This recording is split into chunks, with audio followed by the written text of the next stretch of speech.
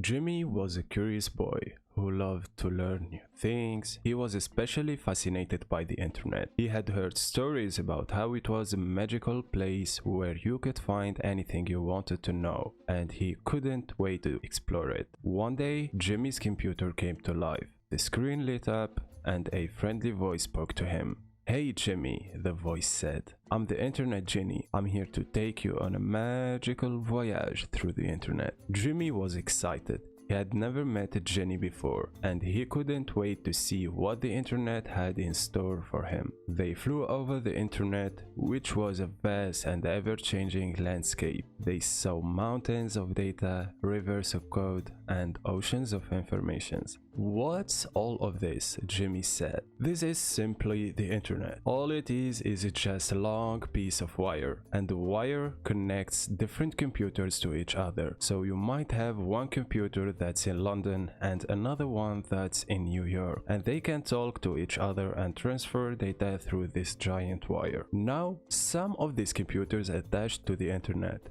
have a very special job. They have to be 24/7 ready to serve you all the data and files that you are requesting when you try to access a website. And these are called servers. And what they do is they serve you all the data and files you need to be able to access the internet with certain website. So these computers are called servers, and any computer that the user would use to access internet is called client. Now you can imagine a web server as a giant library that's open 24/7, and you can go in there at any hour of the day and say, "I want to see Google's homepage," or to view whatever website you want. Now, as you can imagine, if there is a library that's big enough to house all of these websites, then it's going to be pretty difficult to quickly locate the thing that you want out. Now, as you can imagine, if there is a library that's big enough to house all of these websites, then it's going to be pretty difficult to quickly locate the thing that you want out of this giant library. So how is this problem solved on the internet? Well, let's say that you are sitting at home on your computer and you type in google.com because you want to head over to the main Google homepage. Well, what happens behind the scenes is that your browser will send that message to your ISP or your internet service provider. So these are the people who you pay to be able to access the internet. If you live in the US, that will be AT&T or Comcast. And if you are in Tunisia, maybe it would be Topnet. Now the message that you are sending the ISP is "I want to see google.com."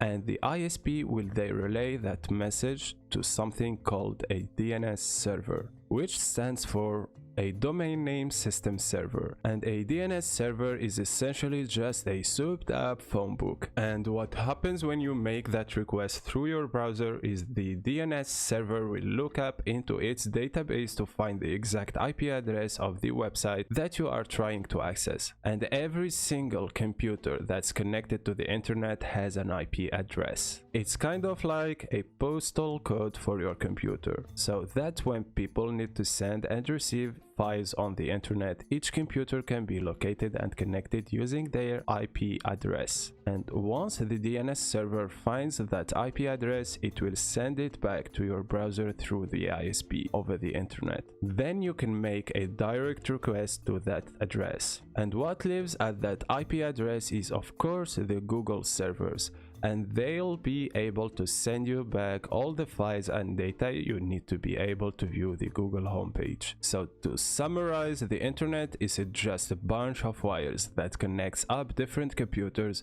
but it's just on a much bigger scale, connecting up all the computers in the internet. But what about the oceans? Jimmy asked. Well, that's one of the coolest things. There are massive undersea cables connecting all the continents on Earth. And if you head over to submarinecablemap.com, you can see all these cables and see the ones that connect you up to the internet. And these undersea cables are massive, consisting of hundreds of fiber optics fibers, each of them using lasers to transmit up to 400 gigabytes of data per second. This is a cross section of one of the cables that runs in New Zealand. It's an absolute marvel of modern technology, and it looks really beautiful. And to think that every single time we load up a web page or click on a button on a website, behind the scenes was sending signals that navigates all of this crazy underwater and above water wires. And all I need is just the IP address. And through tiny electric signals traveling at the speed of light, the oceans and halfway around the world, in a matter of milliseconds I get to view my favorite websites, and that's how awesome the internet is. And we are going to be taking it to build our own website and web apps. And to be able to do that, we first have to understand how exactly the websites work. Jimmy's journey through the internet was just the beginning. He had a long and exciting future ahead of him, full of new discoveries and endless possibilities.